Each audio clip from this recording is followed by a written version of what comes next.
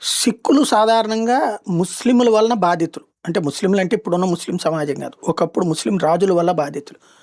గురు గోవింద్ సింగ్ బిడ్డల్ని చంపేసిందే మతం మారనందుకు. ఆయన మతం మారమంటే మతం మారనందుకు గాను ఆయన బిడ్డల్ని చంపేశారు. అలా అప్పుడు దేశంలో ఉన్నటువంటి హిందువులందరూ తమ మొదటి బిడ్డని సిక్కుగా ఇచ్చారు. వాళ్ళే ఇప్పుడున్నటువంటి తరం. అయితే వీళ్ళ నిదానంగా పాకిస్తాన్ కర్తార్పూర్ హైవేని అడ్డం పెట్టుకున్నట్టు టర్న్ చేసుకుంది. అట్లాగే ఇందిరాగాంధీ మరణం అప్పుడు జరిగిన ఊచకోత నేపథ్యంలో అసంతృప్తి ఉన్నటువంటి సిక్కుల్ని భారత్కు వ్యతిరేకంగా తయారు చేయడంలో పాకిస్తాన్ వ్యూహాత్మకంగా పనిచేస్తుంది. మనం బాంబులు తయారు చేసుకుంటుంటే వాళ్ళు మానసిక బాంబుల్ని, మానవ బాంబుల్ని మనకు వ్యతిరేకంగా తయారు చేస్తుంటారు పాకిస్తాన్లో. అది వాళ్ళ యాటిట్యూడ్ అనమాట. అయితే తాజాగా సిక్కులకు సంబంధించినటువంటి ఒక కీలకమైన ఇన్సిడెంట్ జరిగింది.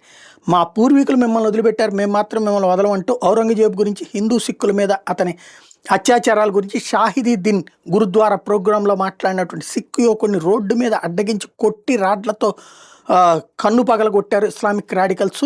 ఉత్తరప్రదేశ్లో జరిగినటువంటి ఈ ఘటన సంచలనాత్మకమైనటువంటి పరిస్థితుల్లోకి మారుతోంది. రాబోయేటటువంటి రోజుల్లో దీని మీద యాక్షన్ తీసుకుంటామని ఇంకో పక్కన యోగి ఆదిత్యనాథ్ సర్కార్ ఆదేశాలు ఇచ్చింది. ఎట్టి పరిస్థితులు వదిలిపెట్టమన్నటువంటిది. అంటే ఏ స్టేజ్కి వీళ్ళు తెగించేశారు అన్నది ఇక్కడ అర్థమవుతుంది.